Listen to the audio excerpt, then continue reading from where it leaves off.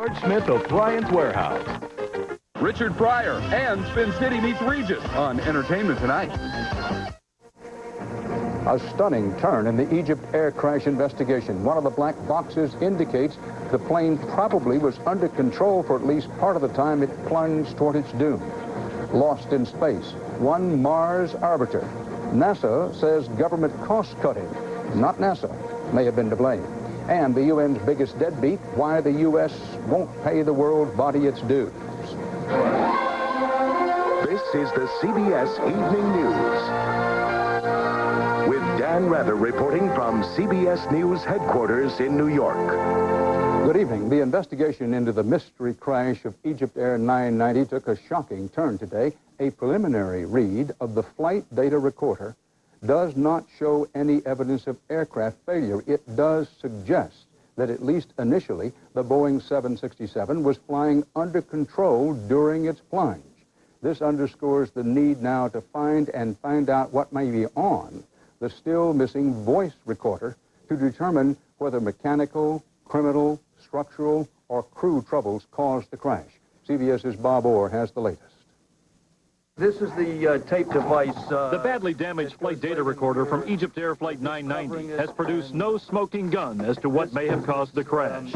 A preliminary readout of the black box does not point to any obvious mechanical or structural failure of the airplane.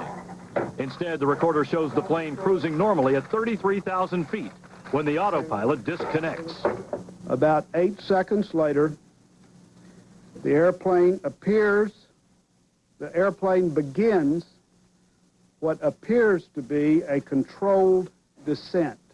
The recorder, which tracks some 40 seconds of the dive, reveals no wild gyrations and no out-of-control rolls. Instead, it depicts the jetliner nose down, wings level, in a high-speed but not supersonic dive. Near the end of the plunge, the black box stops recording.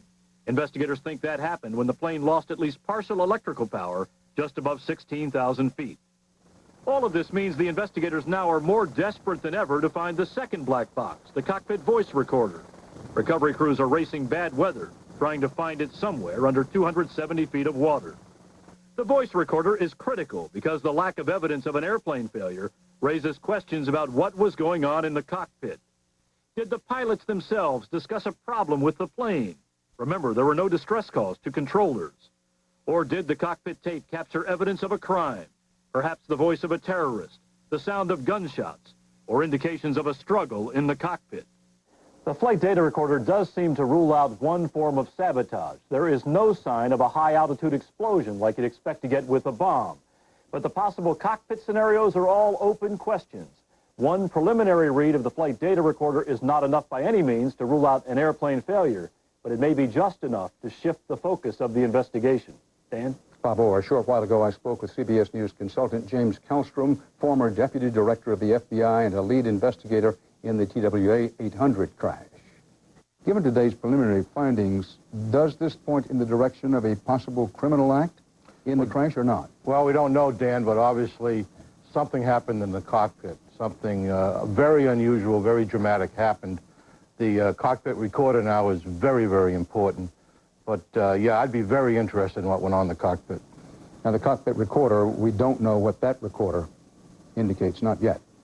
We don't know yet, but the Jim Hall said a controlled descent, rapid descent. Remember, no radio call, nobody saying we've got problems on the plane. You know, I'd be very focused now on who the flight crew was, who they are, where they live, what they do, what kind of money they have. I'm sure the FBI is going to be very, very interested in the flight crew. Did someone come into the cockpit? Was it a skyjacking? Did something violent happen in the cockpit? James Kellstrom, thanks. Thank you. Given the added importance of retrieving the jet's cockpit voice recorder, we take you now to CBS's Jeffrey Kaufman, who is tracking the search for that from Rhode Island. Jeffrey? Good evening, Dan. The search for that voice recorder is now being driven by the weather. After 2 good days, a cold front is moving this way, bringing with it gale warnings and cold temperatures. Late this afternoon, we obtained pictures from the crash site 65 miles southeast of Nantucket. Only one of the 2 salvage ships, the big orange one, the Carolyn West, has been able to get its deep-sea robot into the water today. The seas are simply too rough for the other.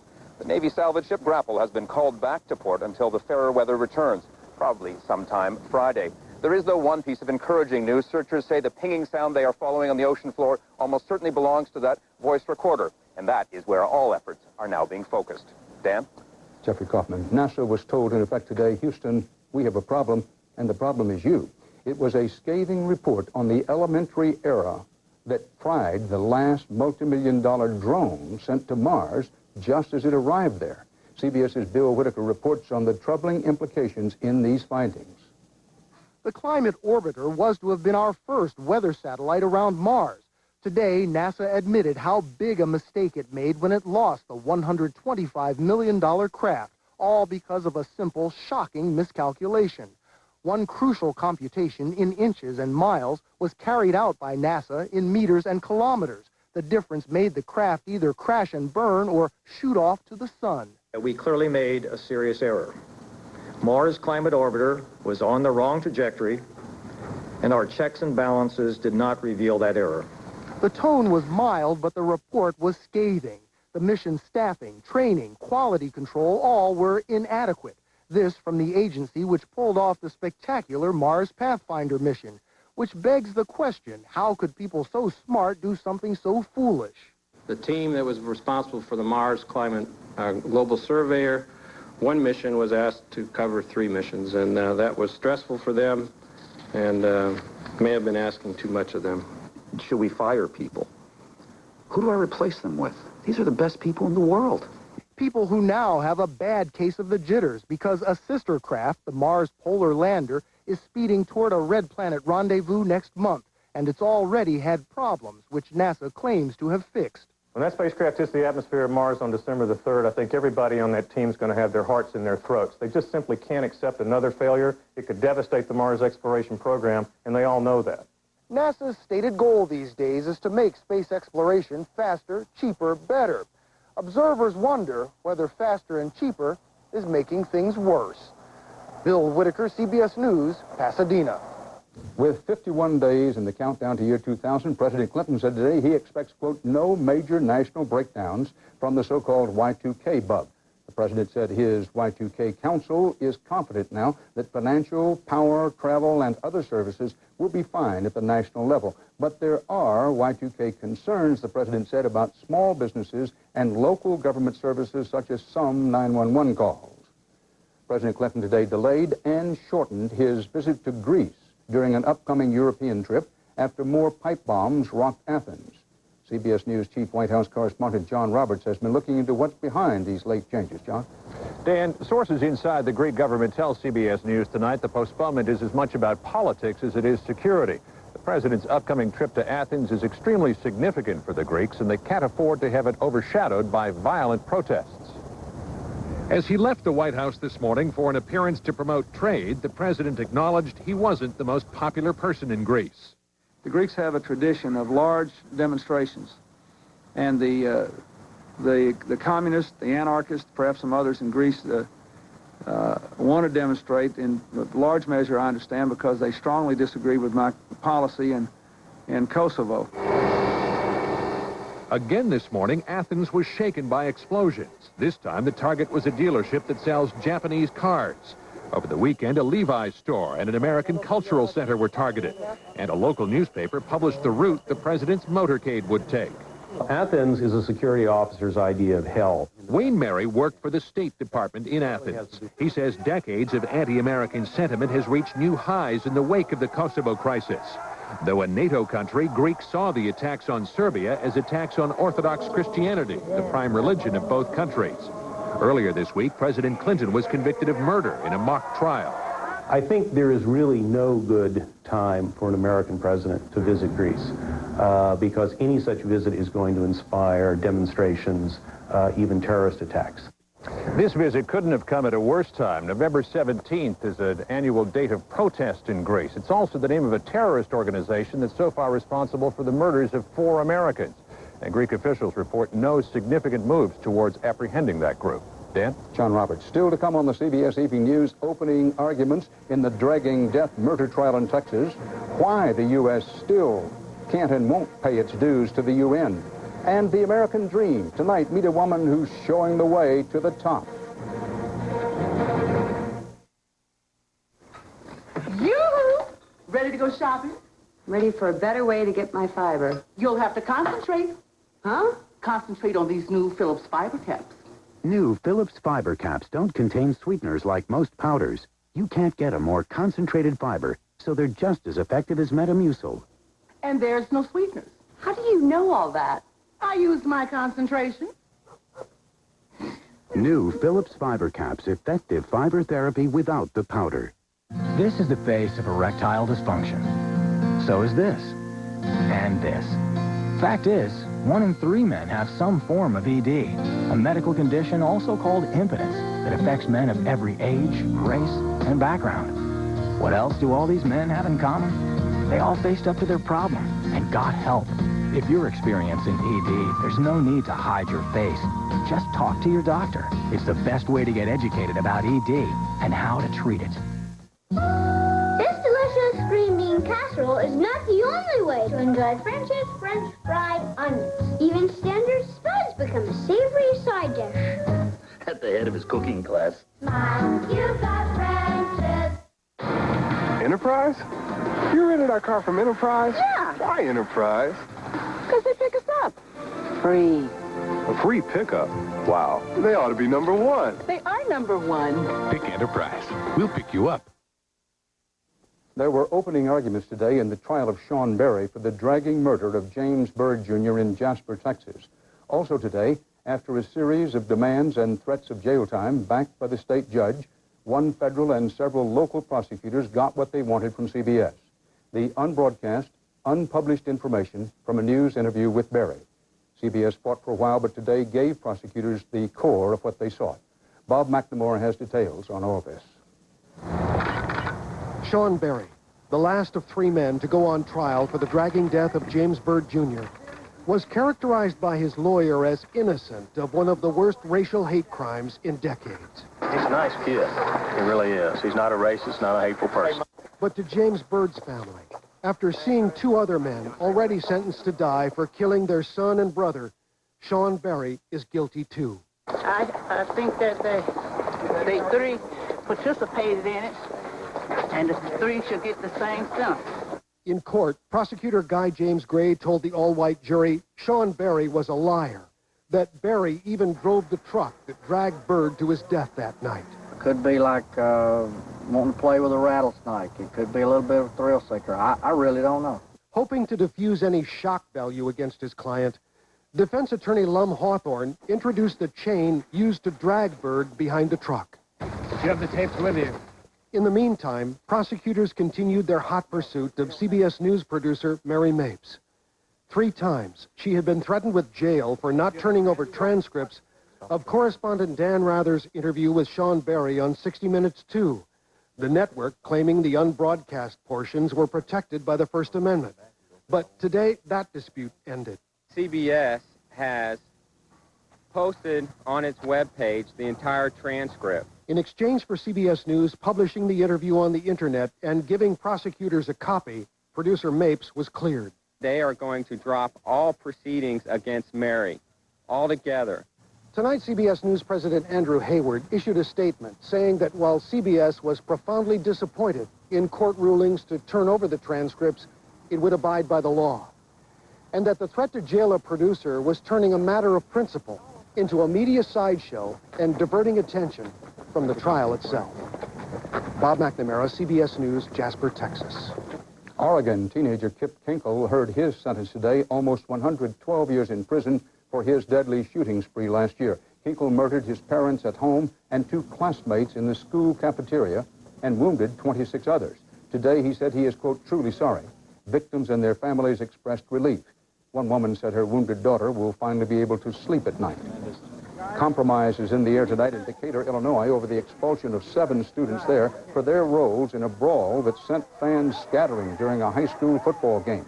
After Jesse Jackson met with the school superintendent, Jackson said he'd now accept alternative education for the expelled students, all African Americans.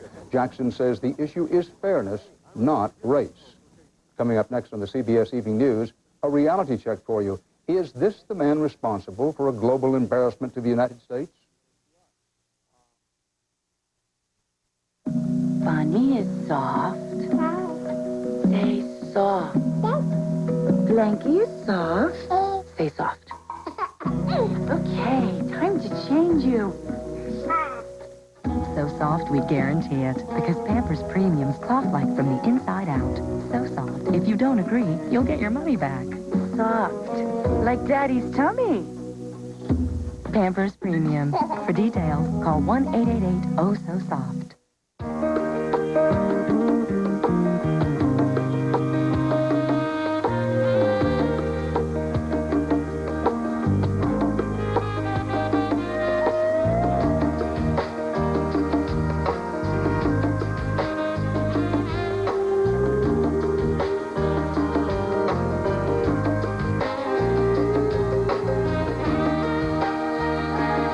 Ask your doctor about Viagra.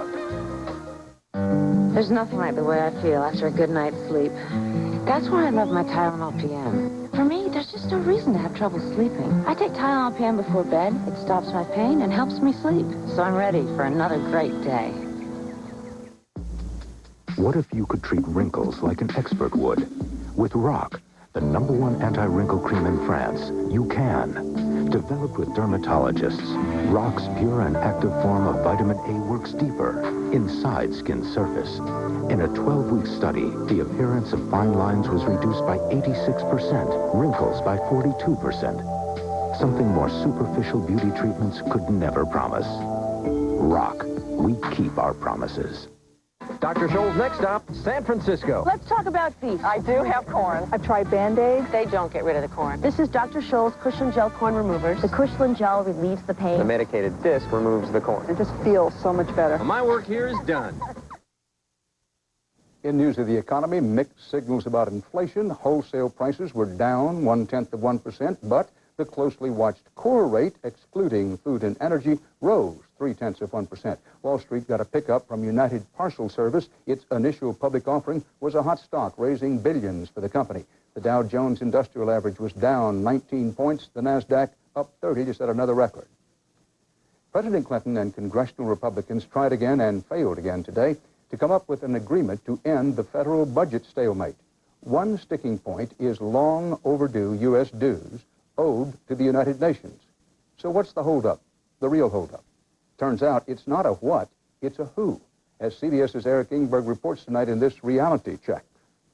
What does the U.S. have in common with the Republic of Moldova, Somalia, and our frequent nemesis Iraq? All are members of the United Nations Deadbeat Club, countries behind in paying their dues. And if the U.S. doesn't pay by the end of the year, it will lose its right to vote in the General Assembly.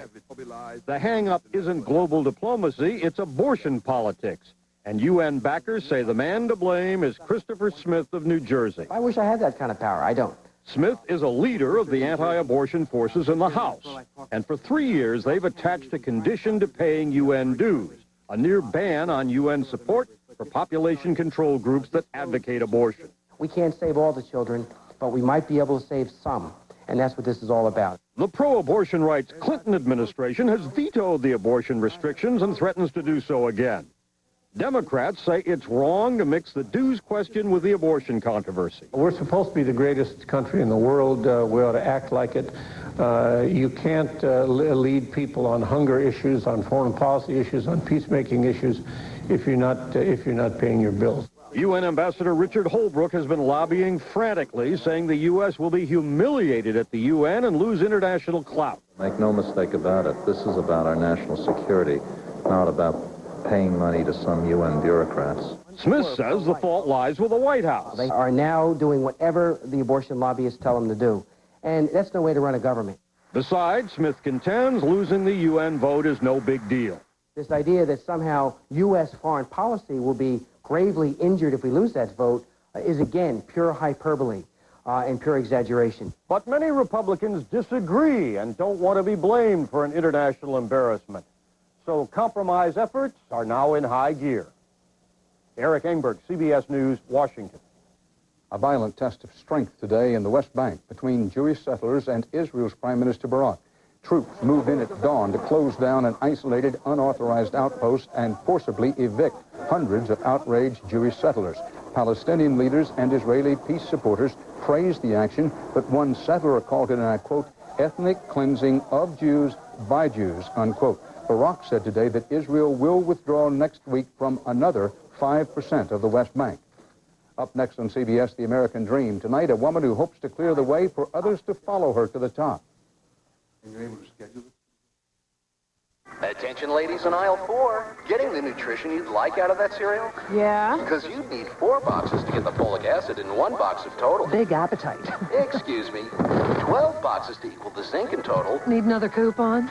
And you. Even 25 boxes couldn't equal the vitamin E in total. Express Lane? I don't think so. Only Total has 100% of 10 vitamins and minerals. No other leading cereal comes close. We'll take the total.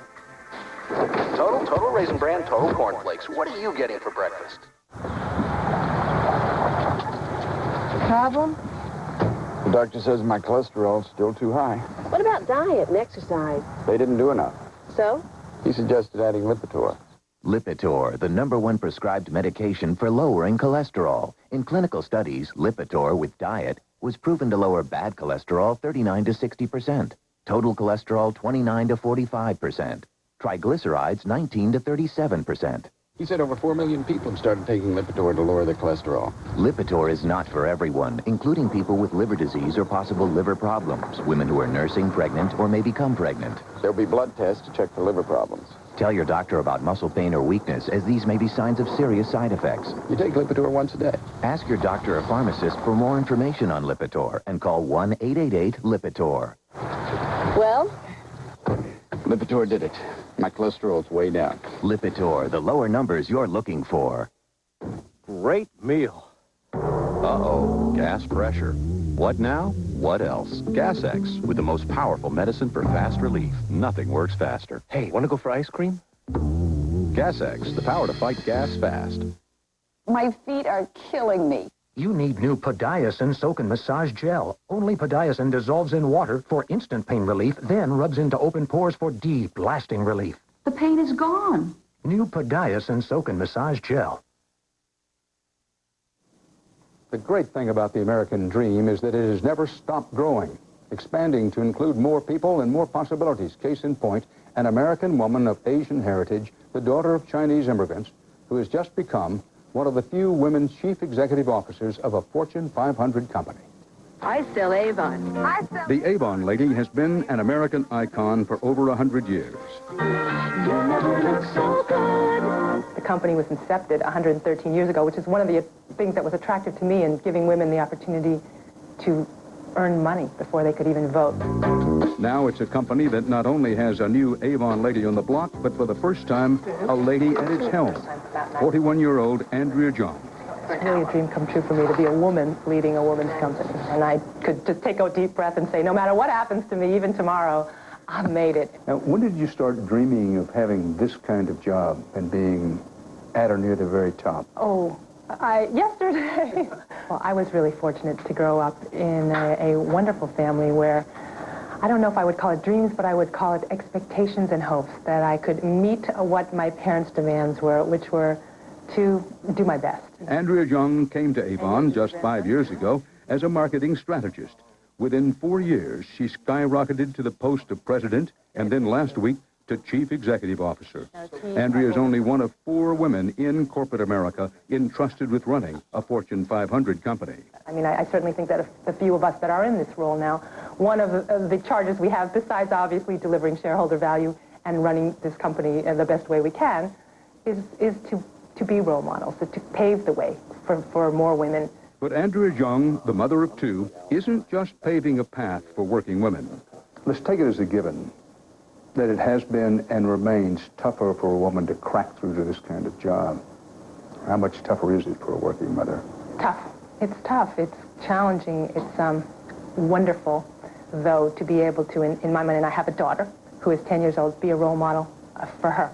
One of the biggest rounds of applause I got was when I walked into a birthday party just yesterday, and all of her friends thought it was a great thing that a woman got to the top. But the challenge will be maintaining the balance of being a working mother and CEO while beginning Avon's corporate makeover.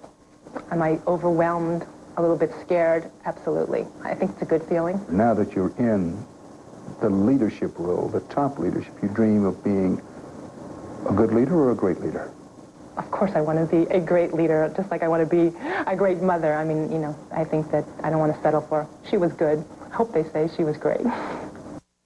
Andrew Jung says she hopes and dreams that in 10 years, women making it to the top will be the norm, not the exception. The American Dream, brought to you by Fidelity Investments. We help you invest responsibly. The field today looks like the Garden of Eden, but in February of 1945, mayhem, shelling, I got a shrapnel wound to the spine. I was one of the lucky ones. It could have been me, could have been anybody. Who sacrificed. It's something that never leaves my mind, frankly. It literally changed my life. When the war was over, I had saved a little bit of money. I started a small business and invested for my future. Once you get into the practice of saving for the future, especially investments, it never leaves you. I never would have guessed it would end up with a lot more than some war stories and a house to pass on to my kids. Martin Lagan is one of the extraordinary people who invests responsibly with Fidelity. We can help you do the same. For your guide, visit Fidelity.com. When you were a kid, did you carry a lunchbox? Who was on it? Was it Sir Isaac Newton? Was it Abraham Lincoln? Or was it Evel Knievel? Introducing the new, redesigned 2000 Mitsubishi Montero Sport. For the hyperactive 9-year-old in all of us. I knew I was in for the fight of my life, but I was ready. When my husband and his friends start exchanging fish stories, it's the phone bill that can turn into a whopper. I fought this monster for hours. First I had the upper hand, then he took control. That's why we always dial 10-10-321. With 10-10-321, calls over 10 minutes are 50% off. That's just 8 cents a minute. Daytime, nighttime, anytime. I'll tell you, it was like a whale. Yeah? You sure have seen this. Well, let me tell you about my trip. Dial 10-10-321 and talk as long as you want, whenever you want. In news of health, a new study of the high blood pressure drug Ramipril has found the drug's effects so beneficial, the results were made public early. The study, to be published in January in the New England Journal of Medicine, indicates Ramipril significantly reduced the rates of death, heart attack, and stroke in a broad range of high-risk patients. We close tonight with the story of a farmer's boy in the English countryside. His cousin showed him how to work a metal detector, and within 2 minutes, Kevin Elliott struck pay dirt on his father's farm. The farm was once a Roman villa, it turns out, and the owner left behind nearly 10,000 silver coins dating back to the reign of Mark Antony and worth close to $1 million today. It's the biggest hoard ever found in Britain, once an outpost of the far-flung Roman Empire. And that's part of our history and part of our world tonight. For the CBS Evening News, Dan Rather reporting. Good night. For news 24 hours a day, CBS.com on the Internet and on our interactive partner, America Online, at keyword CBS News.